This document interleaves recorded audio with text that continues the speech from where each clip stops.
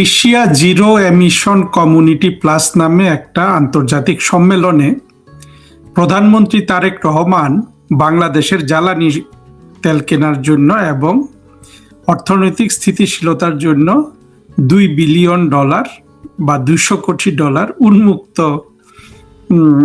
সাহায্য চেয়েছেন। আমি প্রধানমন্ত্রী তারেক রহমানকে প্রশ্ন করতে চাই, মাননীয় প্রধানমন্ত্রী, আপনি কি কাজটা ঠিক করলেন না আপনি কাজটা ঠিক করেননি?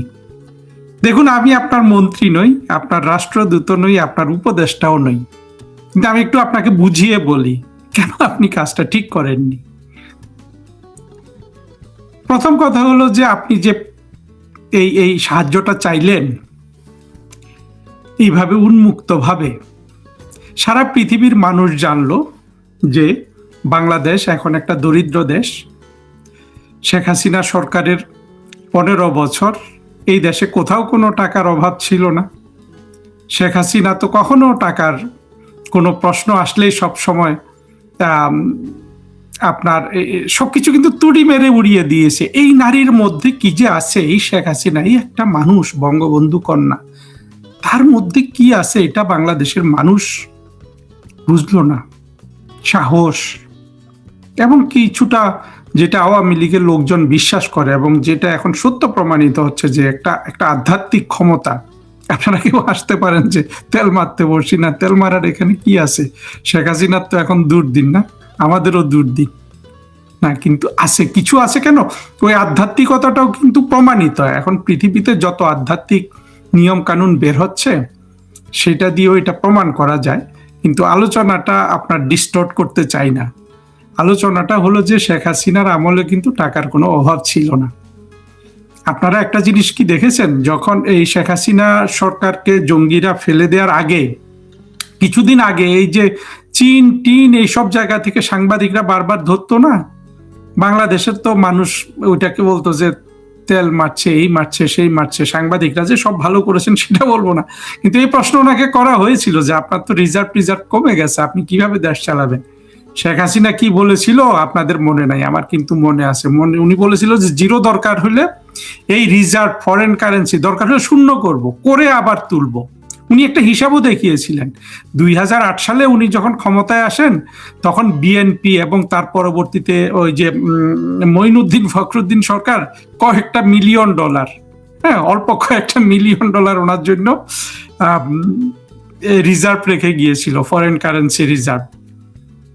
উনি সেটা দেখিয়ে বলেছে সেইখান থেকে আমি $44 বিলিয়ন রিজার্ভ করেছি। উনি যাওয়ার সময় হয়তো $30 বিলিয়ন ছিল। উনি বলছে এটা আরো কমে যাক, অসুবিধা কি, আবার এটাকে আমি উপরে তুলব। কি সাহস একটা নেতার! রাষ্ট্রনায়ক কাকে বলে? এবং সেটা তো শেখ হাসিনা কখনো আপনার চাপাবাজি করছে এটা তো আপনি বলতে পারবেন না। এই নারী বলেছে যে পদ্মা সেতু নিজের টাকায় করব, করে ছেড়েছে। এই পদ্মা সেতুটা আরো 3 বছর আগে হতো না? এই যে আপনার ইউনুস যদি বিশ্ব ব্যাংকের সাথে তদবির করে হিলারি ক্লিনটন, বিল ক্লিনটন, এই পশ্চিমা শক্তিগুলোকে দিয়ে যদি আপনার বিশ্ব ব্যাংককে সরিয়ে না নিত, বিভিন্ন ষড়যন্ত্র করে, কানাডিয়ান আদালত সেটা প্রমাণ করেছে ওটা ষড়যন্ত্র ছিল। ইউনুস যদি এটা না করতো, শেখ হাসিনা আরো 3 বছর আগে পদ্মা সেতু তৈরি করতে পারলেন না। কিন্তু ইউনুস ষড়যন্ত্র করে যখন আপনার এই যে বিশ্ব ব্যাংকটাকে আপনার হটিয়ে দিল, তারপরে কি শেখ হাসিনা থেমেছিলেন? শেখ হাসিনার ছোট ছোট আপনি অনেক উদাহরণ পাবেন যে এই মানুষটার কাছে টাকা কোনো বিষয়ই না। এই টাকা বিষয় ছিল না দেখে আপনারা ওই 3টা মিথ্যার সাথে এইটাও তৈরি করতে পারলেন। দেবপ্রিয়র মতো বদমাইশটা ওই ওই ওই ওই সোথা মেরে এটা তৈরি করতে পারলো যে $234 বিলিয়ন গায়েব হয়ে গেছে। কারণ হলো উনি তো টাকা উৎপাদন করতেন, টাকার ভীষণ ছিলেন একটা। হ্যাঁ, টাকা ওনার কাছে এমনি চলে আসতো, অ্যাবান্ডেন্ট।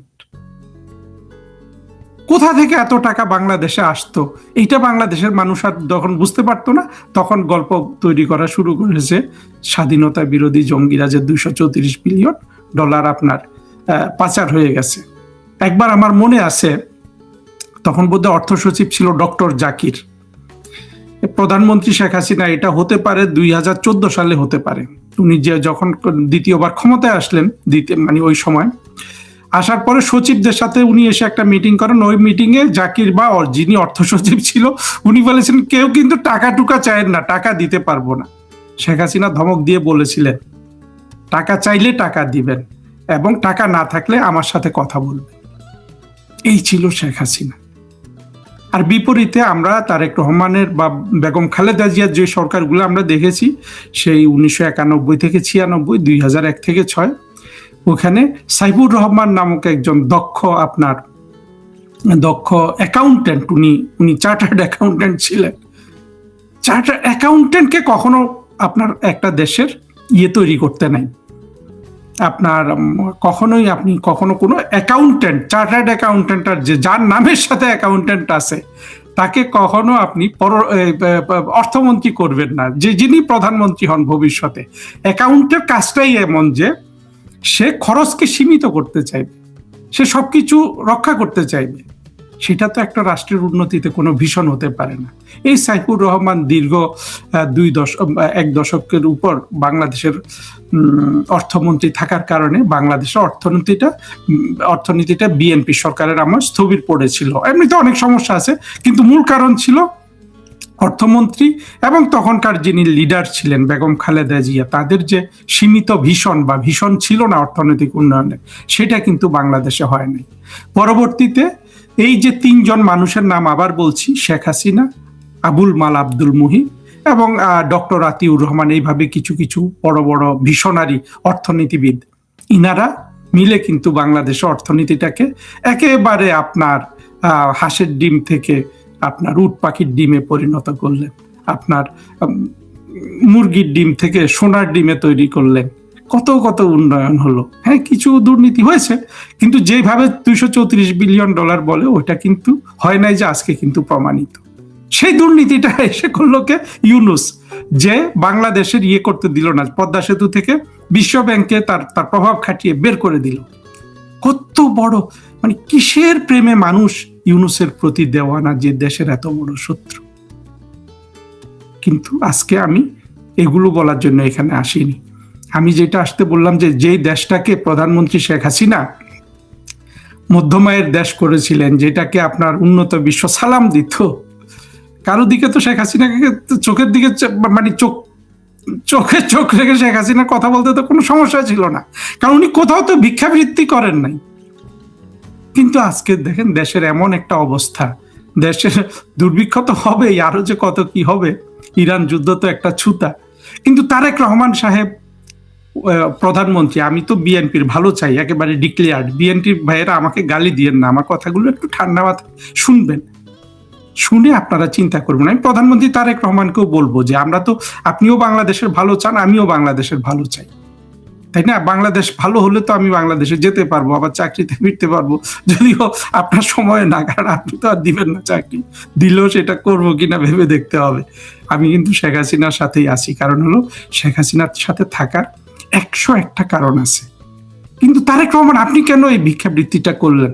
আপনার কি ধারণা, আপনি যে এই যে লোকগুলার সামনে, এই যে ওখানে নাকি মালয়েশিয়ার প্রধানমন্ত্রী ছিল, জাপানের প্রধানমন্ত্রী ছিল, আরো অনেক প্রধানমন্ত্রী ছিল, আমি প্রথম আলো নিউজ থেকে বলছি, আপনি বললেন যে আপনাকে $200 বিলিয়ন দেয়া, 200 কোটি টাকা বা $2 বিলিয়ন দেয়া হোক। আপনার কি ধারণা এই যে জাপানের প্রধানমন্ত্রী, মালয়েশিয়ার প্রধানমন্ত্রী বা যাদের সামনে তারা নোট নিয়েছে আপনার এই কথা? কিচ্ছু করেনি। তো যেখানে আপনি টাকাটা চাইলে, যেভাবে আপনি চেয়েছেন, কোনো লাভ হবে না, তো সেখানে আপনি চাইলেনটা কেন? কারণ চেয়েছেন আপনি, আপনার হয়তো উপদেষ্টা বা ওই আপনার সাথে নাকি খলিল ছিল, খলিল, আমার হাসি কোথায় রাখবো, খলিলের মতো একটা লোক, দেখেন এই খলিল, ও তো 1979 সালে যে বিসিএস পরীক্ষা হয়েছিল ওইটাতে প্রথম বা তৃতীয় হয়েছিল, পরে ওরা পিএটিসি করে স্থানটা বদলে গেছে, পরে বোধহয় খলিল ওই পিএটিসিতে প্রথম হয়েছিল। আরেকজন ছিলেন লিয়াকত আলী চৌধুরী, মূলত উনি প্রথম থাকার কথা, কিন্তু ওই লিস্টে ওই পিএটিসিতে গিয়ে খলিল প্রথম হয়ে গিয়ে লিয়াকত আলী চৌধুরী, অনেক ভালো মানুষ আর কি একজন, তাকে কিন্তু তৃতীয় বা দ্বিতীয় করে ফেললো। খলিল যদি পিএটিসিতে, এখন কে বিসিএস এ ফার্স্ট হয়েছে আমার মনে নাই, দুইজনের মধ্যে সমস্যা আছে, খলিল যদি পিএটিসিতে গিয়ে ফার্স্ট হয়, এটা খলিলের চরিত্রের সাথে একদম হুবহু মিলে যায়। খলিল একেবারে শিশু শৈশব থেকে চাটুকার, অথচ দেখেন এই বৃদ্ধ বয়সের লোকটা মেধাবী ছাত্র, ঢাকা বিশ্ববিদ্যালয়ের সবকিছু আছে, কিন্তু একটা উন্নত চরিত্র সে পেল না, একটা ব্যক্তিত্ব সে পেল না। সে যেভাবে প্রধানমন্ত্রী তারেক রহমান তাকে পররাষ্ট্রমন্ত্রী করার পর যেভাবে বললো যে আমি তো, সেই সময় তার চোখে মুখে দেখেন সে বলছে না সাংবাদিকদের কাছে নাজেহাল অবস্থায় যে আমি কি নিজে পররাষ্ট্রমন্ত্রী হয়েছে কিনা, যারা করেছে তাদের বলেন, মানে আপনারা যেসব বিদেশিরা তারেক রহমানকে বাধ্য করেছে, বা তারেক রহমান যে কারণে আমাকে পররাষ্ট্রমন্ত্রী করতে বাধ্য হয়েছে, ইউনুসের কারণে হোক, লন্ডন বৈঠকের কারণে হোক, বিদেশিদের চাপে হোক, তাদেরকে জিজ্ঞেস করেন, আমাকে জিজ্ঞেস করছেন কিন্তু। কিন্তু খলিল সাহেব, তোমার কি লজ্জা শরম কিচ্ছু নাই ভাই? তুমি তো বয়সে আমার চাচার সমান হবে, কিন্তু তোমাকে তো আমার ছোট ভাইয়েরও মর্যাদা দেওয়ার কোনো ইচ্ছা নেই। তার সাথে আপনি তারেক রহমান, এই যে শিশুটাকে রাখলেন, আপনার বন্ধু বলে সবাই, হুমায়ুন কবির, কিংবা আপনার অর্থ মন্ত্রণালয়, বা আপনার আপনার কোনো সচিব, বা আপনার কি বলে ইআরডি, যেটা ইকোনমিক রিলেশনস ডিভিশনস, পৃথিবীর কোথাও এটা অর্থ মন্ত্রণালয়ে নাই, শুধু বাংলাদেশে। এগুলো নিয়ে পরে কথা বলবো।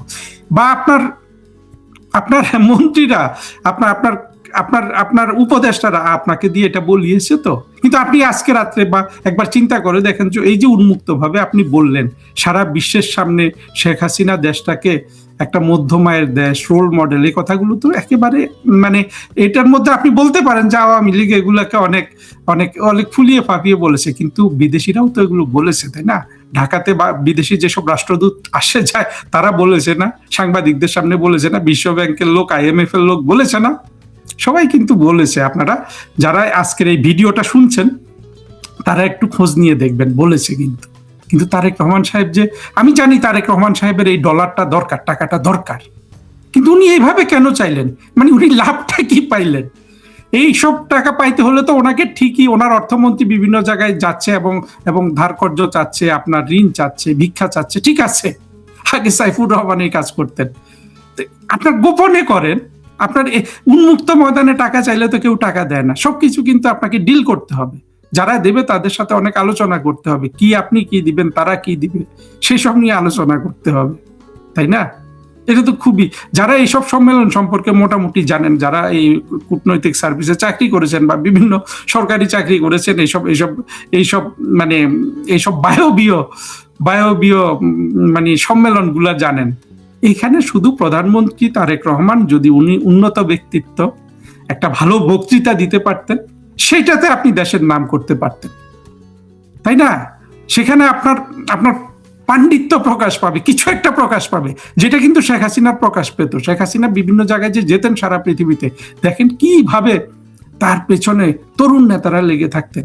আপনারা তো ওইটা দেখেছেন নিশ্চয়ই, ওই যে ভারতে বিলাতের প্রধানমন্ত্রী, ওগুলো সম্মান শ্রদ্ধা, সেটা শেখ হাসিনা কিন্তু অর্জন করেছিলেন। আমি তো চাই তারেক রহমান আপনিও মানুষের শ্রদ্ধা অর্জন করুন। আপনি টাইম ম্যাগাজিনে আপনাকে নেতা, একজন বিশ্ব নেতা, বিশ্বের প্রভাবশালী নেতা হিসাবে তুলে ধরেছে, আমি গর্ববোধ করি, ঠিক আছে। এগুলো যদিও সাবধান থাকবেন, টাইম দেয়া মানে হলো এর পেছনে কিন্তু আরো অনেক অনেক কাহিনী আছে, আপনি সেগুলো ভালোভাবে জানেন প্রধানমন্ত্রী, কারণ আপনি কিভাবে কি করেছেন কার সাথে, এগুলো তার আমি জানি না। আমরা শুধু, আর আমি তো কোনো ধরনের গুজব স্পেকুলেশন এগুলা করি না। আর আওয়ামী লীগের সমর্থকদের মধ্যে আমার চেয়ে ভালো বোধহয় আপনার কেউ চায় না। হ্যাঁ, অনেকে আপনাকে চাটুকারিতা করবে, আমি জানি আওয়ামী লীগের অনেক নেতা, তাদের হয়তো ব্যবসা বাণিজ্য এই সে, আপনি যাতে হাত দেন, আমার তো কিছু নেই, আপনি আমার কোনো কিছুতে হাত দিয়ে কিছু করতে পারবেন না। কিন্তু আমার ভিডিওগুলো আপনার একটা মন্ত্রী, পাতিমন্ত্রী, উপদেষ্টাকে বলিয়ে দিবেন যে এই ছেলে যে ভিডিও করে এগুলো তোমরা কিন্তু দেখো, কারণ হলো আপনি যাতে ভালো করতে পারেন সে কথাগুলোই বলবো। কিন্তু প্রথম কথা হলো যে তারেক রহমান, আপনি একটা বড় ভুল করলেন। এমনিতেই তো মানুষ আতঙ্কে আছে যে এই দেশে দুর্ভিক্ষ লাগবে, এবং যেটা সত্য, আপনি এই দেশের অর্থনৈতিক উন্নয়ন করতে পারবেন না তারেক রহমান। আপনাকে অনুরোধ করেছিলাম যে সভ্যতা এবং ইতিহাস, এই দুইটা শক্তিকে আপনি কাজে লাগান, আপনি সেই দিকে আসেন নাই। এখন সভ্যতার শক্তি, ইতিহাসের শক্তি পুরোটাই পড়ে গেছে আওয়ামী লীগের পক্ষে, শেখ হাসিনার পক্ষে। ওই দুই শক্তি ছাড়া তারেক রহমান, আপনাকে আমি স্পষ্ট করে বলছি মাননীয় প্রধানমন্ত্রী, আপনি বাংলাদেশের কোন রকম অর্থনৈতিক উন্নয়ন করতে পারবেন না, আপনি দুর্নীতিও বন্ধ করতে পারবেন। আপনি ইউনুসের মতো এই পরিমাণ বিশ্ববাটপার আপনি নন, আপনার অনেক সীমাবদ্ধতা আছে, আপনার বয়স হয়েছে, আপনাকে আমি ভালো বলতে চাই, কিন্তু এই যে কাঁচা কাজটা করলেন, আপনি একটা দুইটা মন্ত্রীকে কিন্তু বরখাস্ত করে দেন, নাহলে ভবিষ্যতে এরা আপনার মান ইজ্জত তো ডুবাবে, সেটার সাথে সাথে বাংলাদেশের যে মানুষগুলা 16 কোটি মানুষের যে একটা ইজ্জত শেখ হাসিনা রক্ষা করেছিলেন, সেটাও কিন্তু তারা আপনাকে দিয়ে ডুবিয়ে দিবে। আপনাকে আর কি উপদেশ দিব?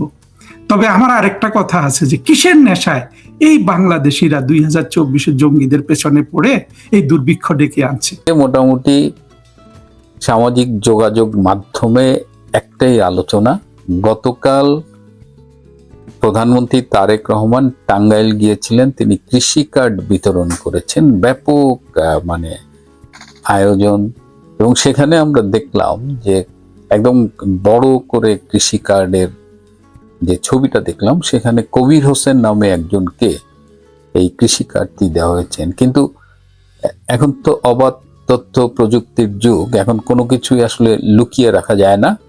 আমরা যেটা দেখলাম যে এই কবির হোসেন আসলে অরিজিনাল কৃষক না, বুয়া। তিনি আইফোন ব্যবহার করেন, গাড়িতে চলেন, বিদেশ ভ্রমণ করেন, এই সব ছবি সামাজিক যোগাযোগ মাধ্যমে চলে এসেছে, আপনারা স্ক্রিনে দেখতে পাচ্ছেন। তো কেন বাংলাদেশে কি কৃষকের অভাব পড়েছে?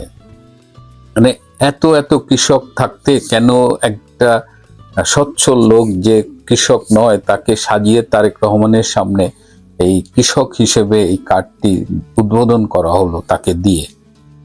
এই যে লোকটি বা যারা এই প্ল্যানটি করেছিল তাদের কি ধারণা ছিল যে এটা গোপন রাখা যাবে এবং এই কবির হোসেন কৃষক হিসেবে এস্টাবলিশড হবে? এখন এটা নিয়ে কি ভাবছেন তারেক রহমান?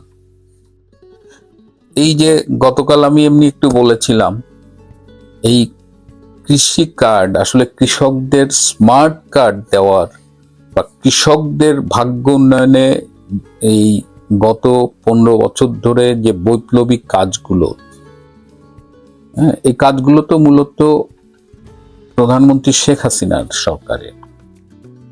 তো আমরা তারেক রহমানের কাছে কিন্তু ইনোভেটিভ নতুন কিছু দেখতে পাচ্ছি না। তিনি শেখ হাসিনারই বিভিন্ন আইডিয়া, বলা যায় যে চুরি করে, নাম বদলে, যেমন কৃষককে স্মার্ট কার্ড দিয়েছেন শেখ হাসিনা এবং সেই স্মার্ট কার্ডে অনেক ইনফরমেশন থাকতো। আমি আপনাদের একটা ছোট্ট ভিডিও ক্লিপ দেখাই, একটু কাইন্ডলি শোনেন। ইতিহাসের সাথে এটা আমাদের একটু শোনা দরকার। দেখেছেন ভাই বোনেরা, এটা কি বলেন তো? এটা কি? এটার নাম হচ্ছে কৃষক কার্ড। এই কৃষক কার্ডটা হবে ব্যাংক কার্ডের মাধ্যমে সিস্টেম, আমরা অ্যাপ দিয়ে দিব আস্তে আস্তে। এই কৃষি কার্ডের মূল চিন্তা করেছিল আজকের প্রধানমন্ত্রী জনাব Tarique Rahman. I've seen this one. This is a classic. প্রণোদনা ভর্তুকি বিতরণ সহজীকরণে 1,62,00,000 কৃষককে স্মার্ট কার্ড দেওয়ার উদ্যোগ নিয়েছে সরকার। কৃষি উপকরণ, বীজ সরবরাহ, ব্যাংক অ্যাকাউন্ট সহ 71টি তথ্য থাকবে কৃষকের স্মার্ট কার্ডে। প্রকল্পের আওতায় 1,80,00,000 কৃষকের ডেটাবেস তৈরি করা হবে, দেয়া হবে স্মার্ট কার্ড। এর মাধ্যমে প্রণোদনা, কৃষি উপকরণের ভর্তুকি ও ঋণ সহায়তার মতো বিভিন্ন সেবা পাবে কৃষকরা। আমরা কৃষি উপকরণ কার্ড করে দিয়েছি এবং সরাসরি কৃষকদের হাতে তার ভর্তুকি টাকাটা যাতে পৌঁছায় সেই ব্যবস্থাটা করে দিয়েছি। সারা দেশে 1,62,00,000 কৃষকের ডিজিটাল প্রোফাইল তৈরি করতে যাচ্ছে সরকার। এর মধ্যে 1 কোটি কৃষককে দেওয়া হবে স্মার্ট কার্ড। ডিজিটাল পদ্ধতি দিয়ে আমাদের কৃষকরা যাতে উপকারভোগী হতে পারে, তারা যেন সুযোগ সুবিধা পায় এবং উৎপাদন বৃদ্ধির জন্য কোনো সমস্যা যদি দেখা দেয় তার সমাধানের উপায় কি সেটাও যেন জানতে পারে, সেই জন্যই কিন্তু এই ব্যবস্থাটা নেওয়া হয়েছে। কৃষি বিষয়ে সকল ধরনের তথ্য দেশের মানুষ পেতে পারবে। মাত্র 5% সুদে আমরা কৃষকদের জন্য টাকা বরাদ্দ দেবো। 96 সাল থেকে আমরা কৃষি ব্যাংকের মাধ্যমে বর্গা চাষিদের বিনা জামানত থেকে কৃষি ঋণ দেওয়া শুরু করি। সো এই কৃষকদের জন্য স্মার্ট কার্ড, 10 টাকায় ব্যাংক অ্যাকাউন্ট খোলা, তো সেখান থেকে তো তারেক রহমান খুব বেশি কিছু ভালো কিছু করেননি, নতুন কিছু করেননি, বরং মাসে একটা কৃষক কত টাকা পাবে, তাও আবার সেই কার্ডটা প্রকৃত কৃষক কতজন পাবে, আদৌ পাবে কিনা সেই সন্দেহ এখন দেখা দিয়েছে। এই কবির হোসেনের মতো ভুয়া কৃষকরা যারা এখন উদ্বোধনে কৃষি কার্ড গ্রহণ করছেন প্রধানমন্ত্রীর হাত থেকে। তো এই টাঙ্গাইলে আরো একটা ব্লান্ডার করেছেন তারেক রহমান। তিনি বলেছেন 1979 সালে জিয়াউর রহমানের সময় যে জাতীয় সংসদ নির্বাচন হয়েছিল, যে নির্বাচনে বিএনপির প্রতীক ছিল ধানের শীষ, সেটা নাকি ভাসানী ন্যাপের প্রধান মাওলানা আব্দুল হামিদ খান ভাসানী জিয়াউর রহমানের হাতে তুলে দিয়েছিলেন। 1979 সালে ভাসানী সাহেব জিয়াউর রহমানের হাতে ধানের শীষ তুলে দিয়েছিলেন।